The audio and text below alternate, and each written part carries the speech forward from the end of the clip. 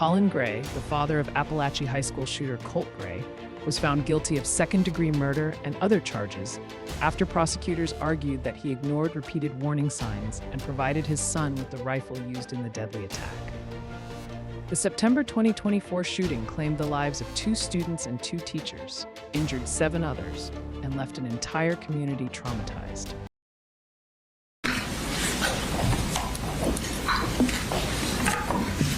So Judge, the first victim we're going to call is Shayna Aspinwall. And we're bringing in her now. She is Richard Aspinwall's wife.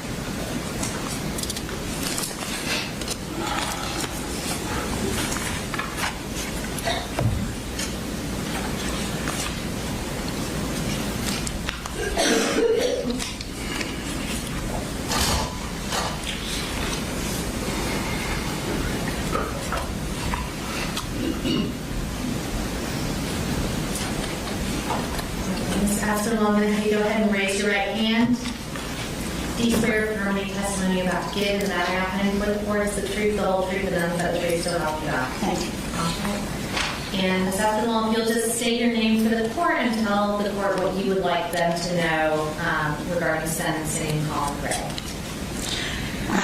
My name is Shayna Aspinwall, and I'm the wife of Ricky Aspinwall.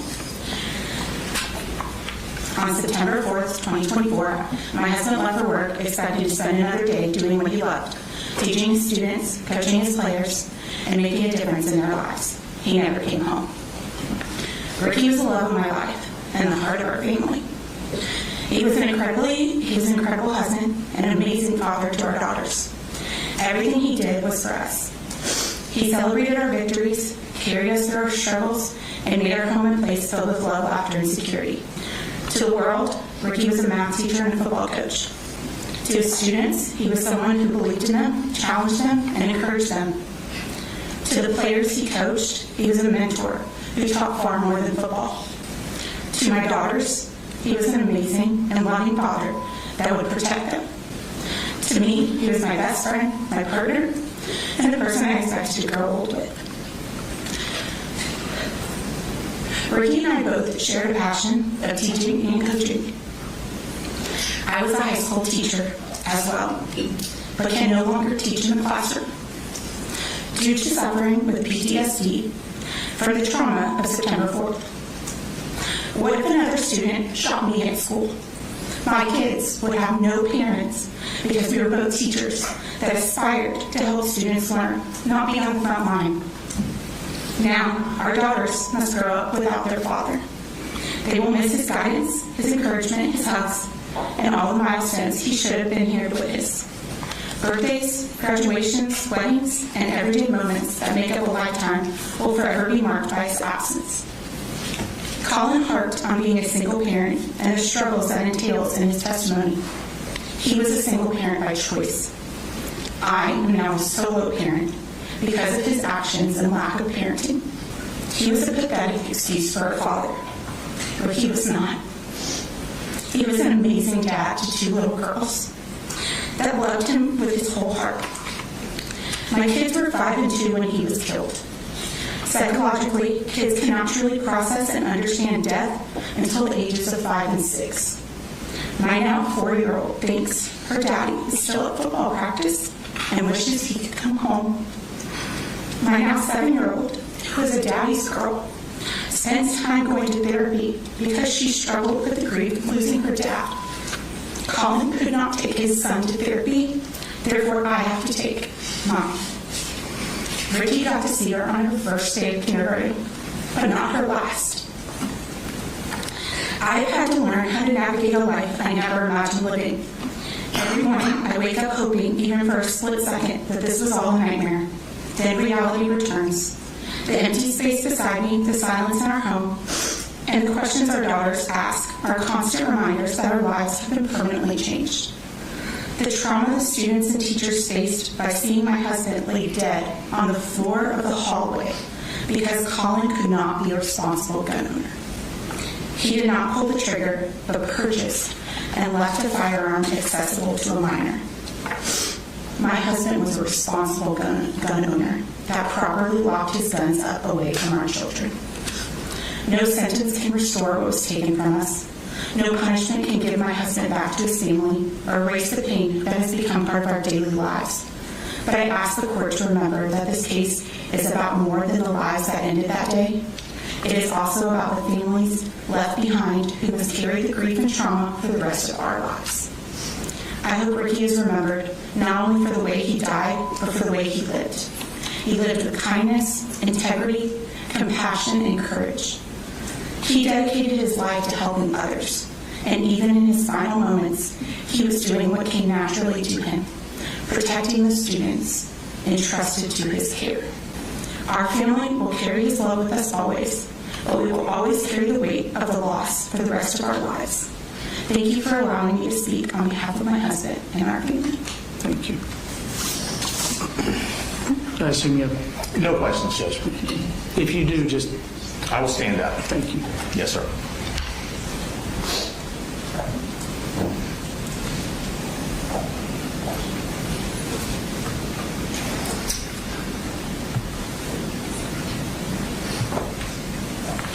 Just the next individual we're going to call is Rick Aspinwall.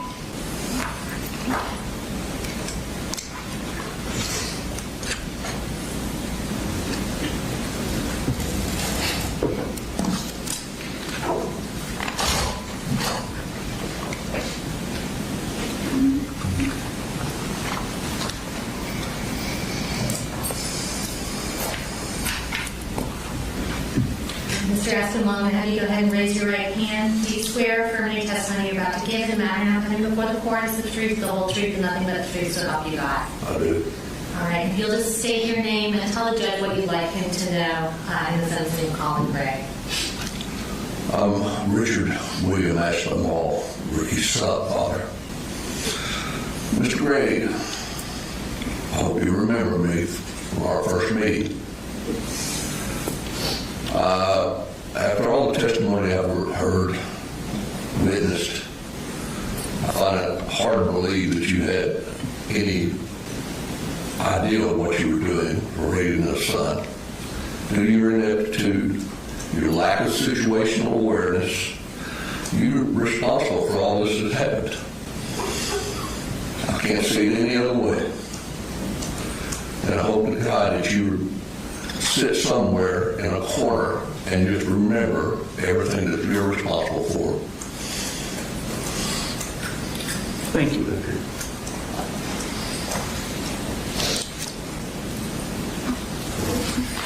Judge, next we're going to call up Ansley Gossett. I said Gossett. Yes, sir. I believe it's Gossett.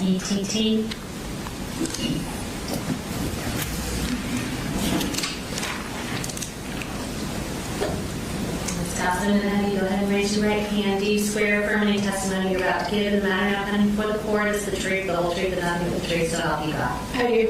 All right, you'll just state your name and tell the judge what you want him to know in Colin Gray's sentencing. Good morning. My name is Ansley Aspinwall Gossett. I am the sibling of Ricky Aspinwall. I was there the day we brought Ricky home from the hospital, and I was there the day we laid Ricky to rest. The amount of anger that has gone through me and my family is unspeakable. My brother was nothing but supportive, caring, loving, and he could hate the fact that I couldn't throw football. He tried to teach me. But we're just left with the biggest hole in our heart that can never be replaced.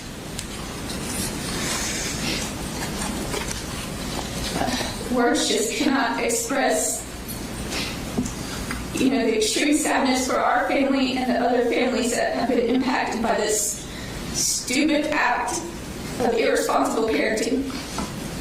I'm a parent to 4 kids. My 2 youngest will never get to know their Uncle Ricky because he was gone before they could know him.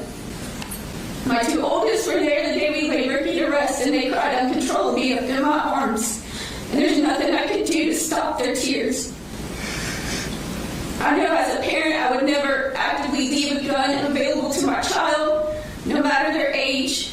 Even if they were of age, I would not let it be accessible. And because of this, we are here today giving testimony because guns were left available to a young child that thought he was doing something incredible was so incredibly stupid. I feel like this man deserves the maximum sentence possible and should never have a slight chance of freedom again. Thank you. Thank you.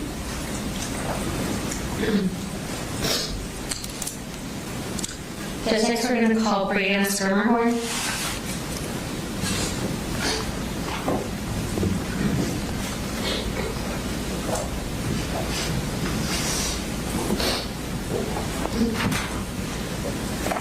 Then raise your right hand. Do you swear affirmity testimony you're about to give in the matter now pending before the court is the truth, the whole truth, and nothing but the truth, so help you God? I do. Go ahead, state your name and tell the judge what you wanted to know on Colin Gray 7. My name is Brianna Skirmerhorn, and I'm the mother of Mason Skirmerhorn. I've spent countless sleepless nights asking myself how he ended up here. How my beautiful son Mason, a boy who should still have an entire lifetime ahead of him, is instead confined to an urn on my dresser. And it's hard around my neck that I wear every single day. And no parent should have to carry their child that way. Throughout his trial, I repeatedly heard Mr. Gray lean on the excuse that he was a newly single father. And I reject that excuse completely. Parenting is hard. Parenting alone is even harder. I know that because I lived it. I was a single teenage mother raising my daughter Liliana while I was still trying to grow up myself. I didn't have the years of life experience. I didn't have the financial security. I didn't have the support system that Mr. Gray had. Every decision I made mattered because my child depended on me. Was I a perfect parent? Absolutely not. I struggled. I made mistakes. But there's a world of difference between struggling to parent and refusing to parent. Mr. Gray was not an overwhelmed teenager trying to figure life out. He was a grown man. He had years of experience, countless opportunities, and repeated warnings. He wasn't left guessing. He was told. He saw the warning signs. He heard about the disturbing behavior. He knew his son was in crisis. And instead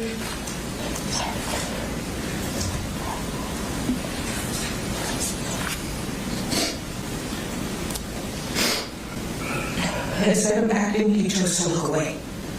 Instead of intervening, he chose inaction. Instead of protecting his son from himself and protecting our community from the danger his son posed, he armed him.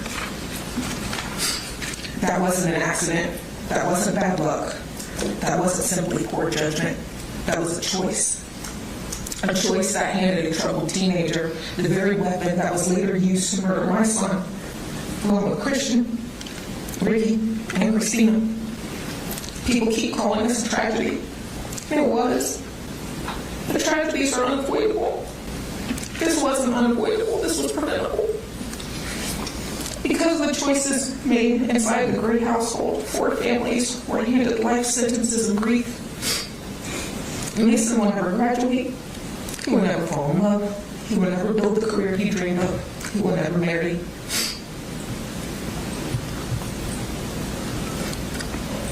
We will never hear his laugh outside of old videos. We will never be able to wrap our arms around him again. Every birthday, every holiday, every family gathering, every milestone will forever be defined by the person who should be there but never will. And it wasn't just our families that were robbed. An entire school lost a sense of safety. Children who should have been worried about homework now carry memories of gunfire. Teachers who dedicated their lives to protecting children were forced into an unimaginable nightmare. Our community will never be the same. Even as a young single mother, I understood something that Mr. Gray apparently did not. I could not control every choice my children would eventually make, but I was responsible for controlling what I put into their hands. I was responsible for getting them to school, making sure they saw doctors when they needed help, protecting them from harm, even when that harm came from themselves. That is what parenting is.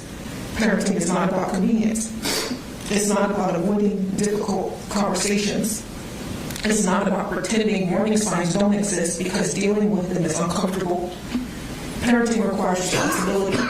It requires sacrifice. It requires showing up, especially when it's hard.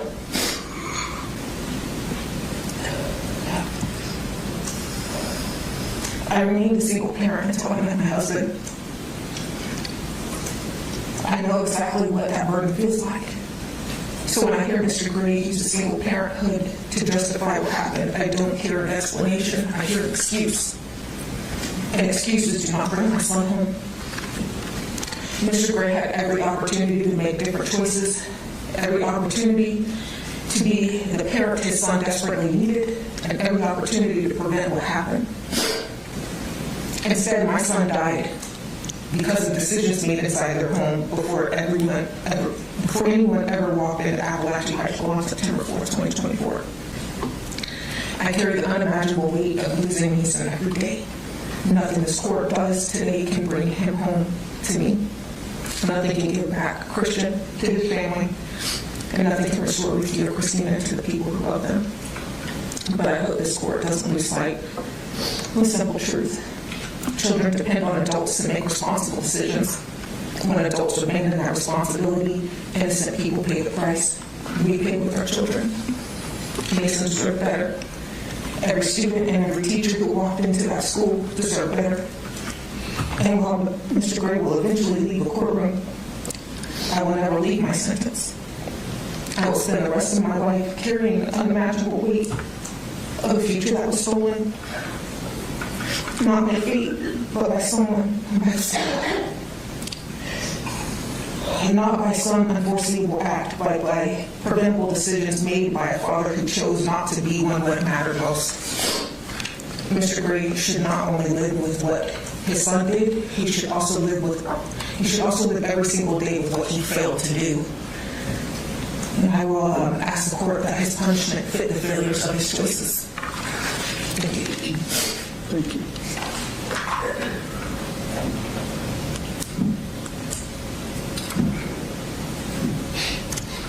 Yes, I will call Wallace from Horn.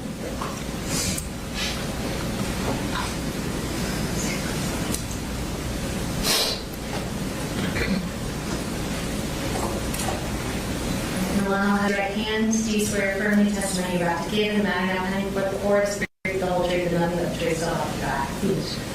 You'll just tell the judge your name and tell him what you want him to know when Colin Gray says. My name is Alana from Wallace.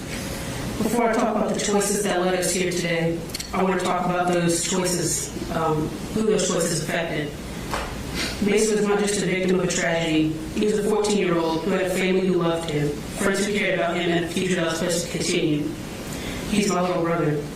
Mason was the type of person who made people feel seen. He had a kindness about him that was rare. He looked for the good in people even when they did not always show it themselves. And he accepted people without judgment and treated everyone like they mattered. This is what makes the loss so difficult to understand. Mason was not someone who was supposed to become a victim. He was supposed to come home that day. He was supposed to continue growing. He was supposed to experience everything that comes after being 14 years old. He was supposed to graduate, build friendships, discover his future, and become the person we all knew he could potentially be. Instead, his life ended because the adults who had the responsibility to recognize danger and prevent harm failed to do so. The hardest part for me is knowing that Mason's death was not something my family could have prevented. We did not have the warning signs. We did not have the opportunities to intervene. We were simply the people left to suffer the consequences. While my family was planning a future with Mason in it, decisions were made that allowed the future to be taken away. The impact of losing Mason has affected every part of my life. Since September 4th, 2024, I've had to learn how to live in a world where my little brother is no longer in it. I've had to continue growing up while carrying a loss that has changed me forever. One of the hardest parts is knowing that Mason was supposed to be here for all the moments that come next. I will continue getting older while Mason will remain 14. I'll graduate one day, but he will not. I'll experience future birthdays, holidays, and milestones, knowing there's someone missing. There are moments where I still want to tell Mason something. I see something he would have liked. think of a joke he would have laughed at, or remember a game that we used to play. And for a moment, I forget that I cannot share those things with him anymore. Then I remember that's something I have to live with forever. This loss has also changed the way I see the world. I no longer have the same sense of safety I had before. School no longer feels like the place it once did. Every time I walk into a school building, a thought immediately crosses my mind. If this can happen to Mason, then why can't it happen to me?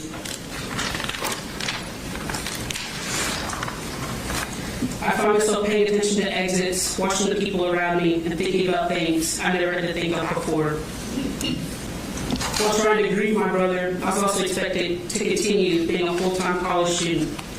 I missed classes to attend court because being here for Mason matters to me. But for me to not get kicked out of the classes, I have to provide documentation proving that my brother was killed in this tragedy. Having to hand over these documents is just another painful reminder that this wasn't just a nightmare that I'm living in. Every hearing forced me to relive the worst day of my life. I had to hear details no sister should ever have to hear and evidence no family should ever have to see. Those memories don't stay in the courtroom. When the hearing ends, they follow me everywhere. The grief isn't just anniversaries and birthdays. It appears in ordinary moments. I'll see a game update and think about how Mason would have loved it. I'll hear a joke and instinctively want to tell him. For a split second, I forget he's gone. Then I remember, and that realization never gets easier. I'm still moving forward, but I'm moving forward without someone who's supposed to be beside me. That is the reality my family's been left with. When I think about Mr. Gray's role in this tragedy, I think about the responsibility that comes with being a parent. Parents are supposed to protect their children. They're supposed to recognize when something is wrong, take concern seriously, and step in when their children's actions create a danger to themselves or others. That responsibility is not fulfilled. This tragedy did not begin on September 4th, 2024. There were warning signs before that day. There were opportunities to make different choices.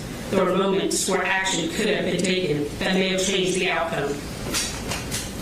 But what is hardest for me to accept is that the people in that school did not have the opportunity to protect themselves from decisions being made around them. They went to school that morning expecting a normal day, and the 4 we lost deserved to come home. But because the warning signs were not taken seriously enough, and because the responsibility to prevent harm was not handled the way it should have been, my family is left living with a loss that will never go away. But what makes us even harder to accept is that this was not a situation where there were no signs. There were moments where action could have been taken. There were opportunities to step in before people were injured or killed.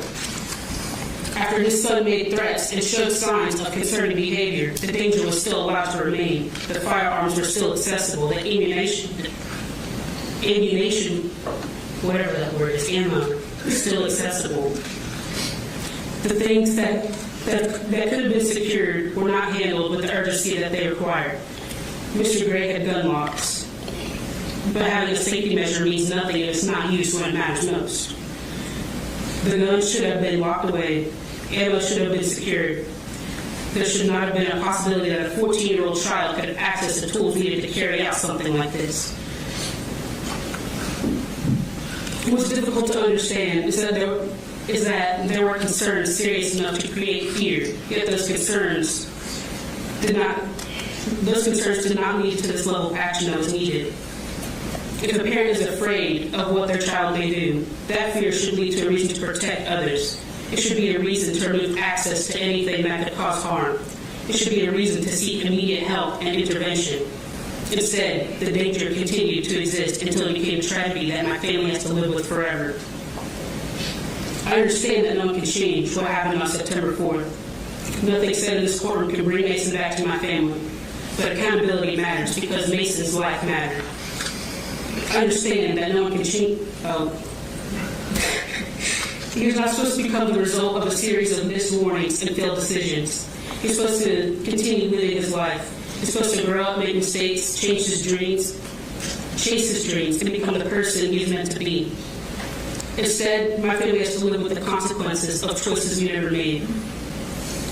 We have to wake up every day knowing that Mason is gone. We have to celebrate milestones knowing there's someone missing. We have to imagine the future he should have had because we will never get to see it happen. Mr. Gray had opportunities to make different choices. He had opportunities to take action to protect his son, to protect others. My family did not have an opportunity to stop what happened. Mason did not have an opportunity to come home. That is the difference. A decision was made that changed countless lives forever, and people who suffered the most were the ones who had no part in making that decision. Mason deserved better. Christian deserved better. Christina deserved better. Richard deserved better. Everyone in that school and in this community deserved better. I understand that no sentence can erase the pain that my family has lived through since September 4th. However, I do believe Mr. Gray should be held fully accountable for the role his decisions played in this tragedy. Because of that, I respectfully ask to impose the maximum sentence allowed by law. I ask for the maximum sentence not out of revenge, but because the consequences of these failures were irreversible. 4 innocent people lost their lives. Many others were physically and emotionally wounded, and countless families, including mine, will carry this loss for the rest of our lives. No sentence will ever be equal to what was taken from us. But I do hope the sentence imposed today reflects the seriousness of Mr. Gray's responsibility and the immeasurable value of the lives that will forever change. Thank you, Alana.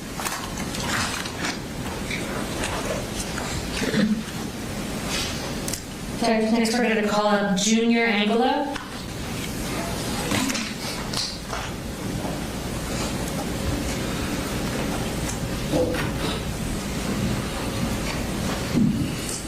Raise your right hand. Do you swear affirming the testimony you're about to give in the matter now when you put forward is the truth, the whole truth, and nothing but the truth? So, all right, you'll tell the judge your name and what you wanted to know. My name is Ismael Angulo Jr. I'm the oldest sibling of Cristian Gabriel Angulo.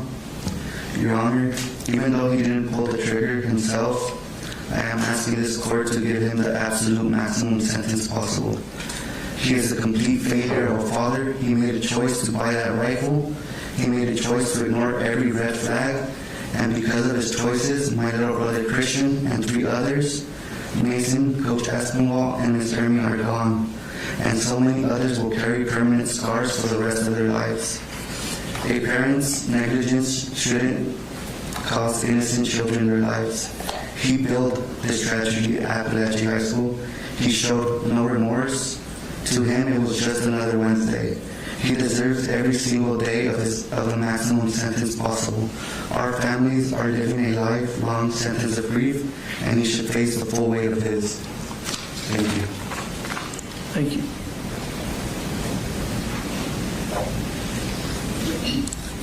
Just next, we're going to bring up Terry McElhannon on behalf of Taylor Jones.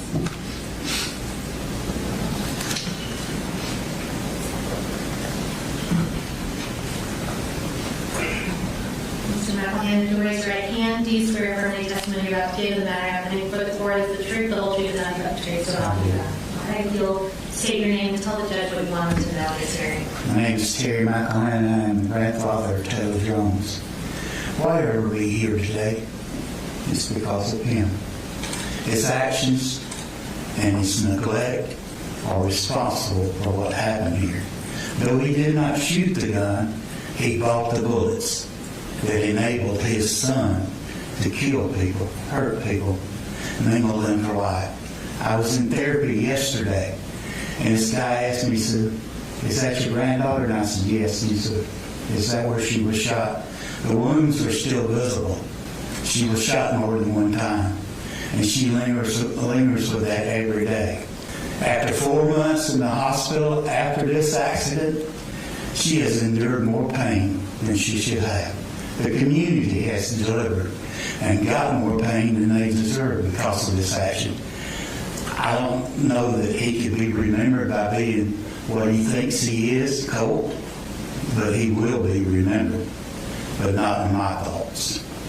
Let me tell you a little bit about Taylor, what led up to this, and can it get worse? Taylor lost her mom from an L-bed heart pump 4 years ago, which stopped up with a blood clot and killed her. Can it get worse? Yes, it does. She lost her grandmother that drowned in Lake Erie a year later.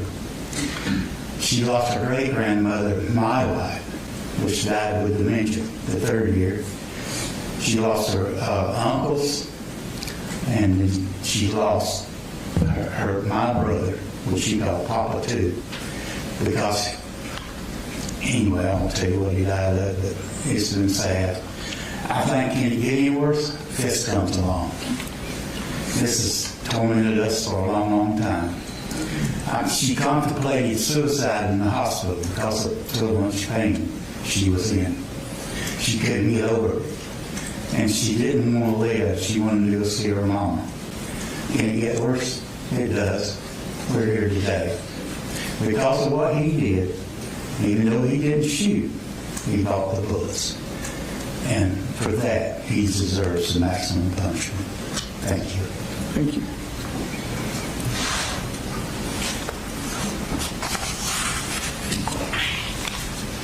Of 2025 was a tragic and terrifying event that has affected not only the people directly involved, but also students everywhere. Knowing that something like this can happen at a school makes me feel very unsafe and anxious. Since being involved with the shooting, I have been feeling scared to even go in the dark to take my dogs out to use the bathroom. Loud noises like doors slamming hard make me jump because they remind me of what could happen. It's hard to feel relaxed or normal when things like that are always in the back of my mind. I also get nervous being home alone because I am thinking someone is going to break in and hurt me. I don't feel as safe as I used to. I used to think Apalachee was going to be a safe place for me to learn and graduate and make new friends. But no, now I just go to school thinking that I'm not safe here. This situation shows how deeply events like this can impact students mentally and emotionally. It's not just something that happens and goes away, it stays with people. Schools are supposed to be safe places, and when that safety is broken, it changes how we feel every day. And then the next statement was written by Sarah Beaver on behalf of Jackson Beaver, who was another one of the students in Miss Ryan's classroom on September 4th. On September 4th of 2024, he went to school as a carefree, innocent 15-year-old. He came home completely broken. His childhood was violently stolen, forced to spend that grueling night begging for updates just to see how many of his classmates he would have to mourn. Now my son, like so many others, carries a crushing weight of guilt that belongs solely to the defendant. He torments himself thinking he didn't do enough. He has looked at us through tears and said it should have been him. As a mother, it breaks my heart that my son didn't more to protect his peers that day than the defendant ever did to protect the world from his own child. This trauma is a direct result of the defendant's absolute catastrophic failure as a parent. While I spent 15 years nurturing, loving, and protecting my son, you spent years actively ignoring the warning signs of a monster in your home. Because the defendant utterly refused to parent his child, my son's innocence was destroyed. His total abdication of parental responsibility forced Jackson to abandon Apalachee High School entirely, because the hallways he let his son terrorize are now triggers for paralyzing nightmares. His deliberate negligence took away two beautiful, irreplaceable children. Because of him, the world is now forced to know Mason Skirmahorn and Christian Angulo only through internet obituaries and grieving news clips. They were just boys. They were supposed to grow up, play video games, and have futures. You didn't just fail your own son, Colin Gray. He robbed the world of Mason and Christian and left their families with a shattering permanent void. He robbed the world of Richard and Christina. They were people of honor, love, and courage. They gave everything they had to save our kids, while the defendant gave his son a rifle and a free pass for devastation. He traded their lives and their families' futures for his own unconscionable cowardice. While he stood by as an indifferent spectator to his son's escalating violence, my son was standing on a football field bleeding. Pieces of that day are now a permanent part of his body. Every single ache, twitch, and physical sensation in his leg is a violent, forced flashback to the terror the defendant allowed to happen. He didn't just buy his son a rifle. He hand-delivered the means to dismantle my son's peace, youth, and future. He chose to ignore every warning sign. He chose to provide the firearm. He chose to sit back and watch and do nothing. And because of his unconscionable cowardice, 4 beautiful souls, Mason, Christian, Coach Aspinwall, and Mrs. Jeremy, were stolen from us forever. Their families are left with an unfillable void, their lives permanently shattered by the lives that were brutally cut short. But his destruction didn't stop with the dead. He created an entire generation of traumatized survivors who must now carry the invisible, agonizing scars of his failure. My son, alongside every classmate who made it out of those hallways, is serving a life sentence of fear, panic, and grief. They are forced to reconstruct their failures out of the wreckage he handed his son the power to create. The community, neighboring counties, law enforcement, paramedics, hospitals, nurses, and many others will forever have images of that day in their mind, all because of his failures. He let them all down, along with his children. While he deserves every ounce of punishment the law can hand down, he is not the only one with blood on his hands. His mother, his grandmother, and every other family member who stood by and watched the severe abuse he suffered, who knew exactly how dark and horrific his mind had become, belong in a courtroom right next to him. Their silence was active compliance. Their refusal to step in and save those children is no different than pulling the trigger themselves. By doing absolutely nothing to stop the violence they knew was coming, they chose to let it happen. Because your choices were deliberate, or because the defendant's choices were deliberate, his punishment must be absolute. My son's childhood can never be restored. The families of the victims will forever be altered. The survivors will always have fear following them like a dark cloud. The community will never be the same. And the defendant must spend every single remaining day of his life carrying the heavy weight of the ruin he has created. Matthew 18:6 says, if anyone causes one of these little ones who believe in me to stumble, it would be better for them to have a large millstone hung around their neck than to be drowned in the depths of the sea. Since that punishment is not an option, I demand that this court hand down the absolute maximum sentence allowed by law, without mercy.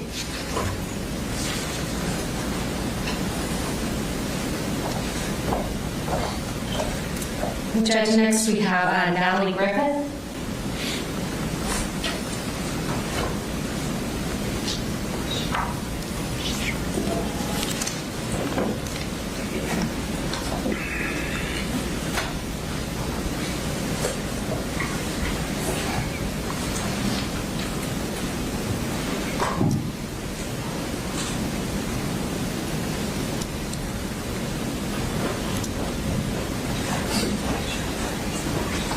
Natalie, I'm going to have you raise your right hand. Do you swear affirm any testimony you're about to give in the matter now put before the court is the truth, the whole truth, and nothing but the truth, so help you God? Yes. All right, just tell the judge your name and tell him what you want him to know.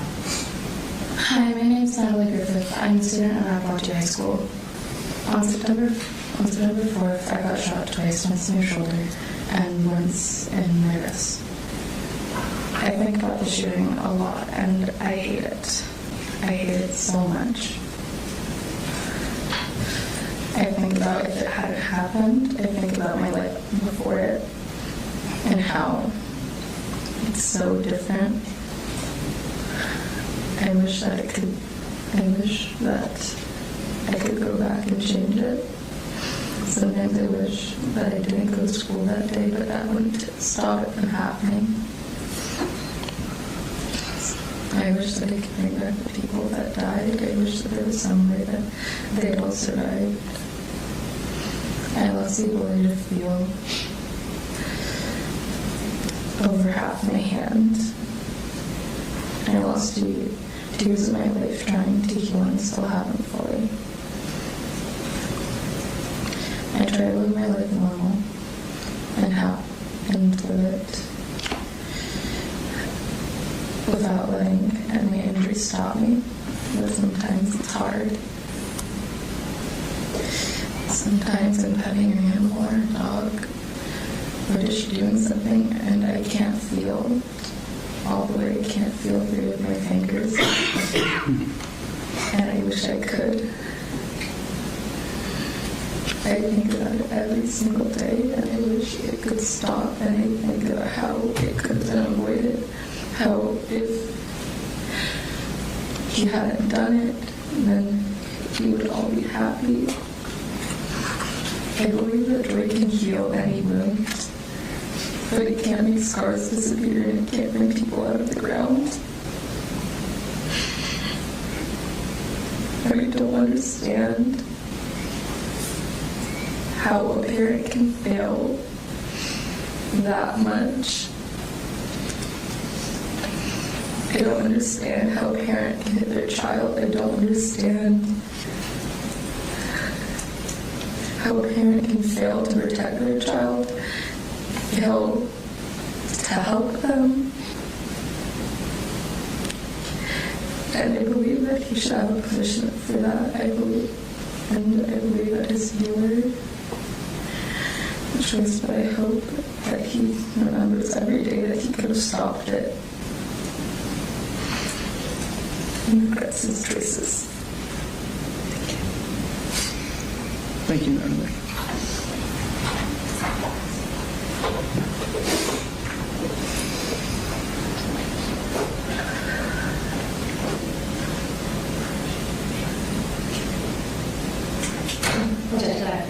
Yes, ma'am.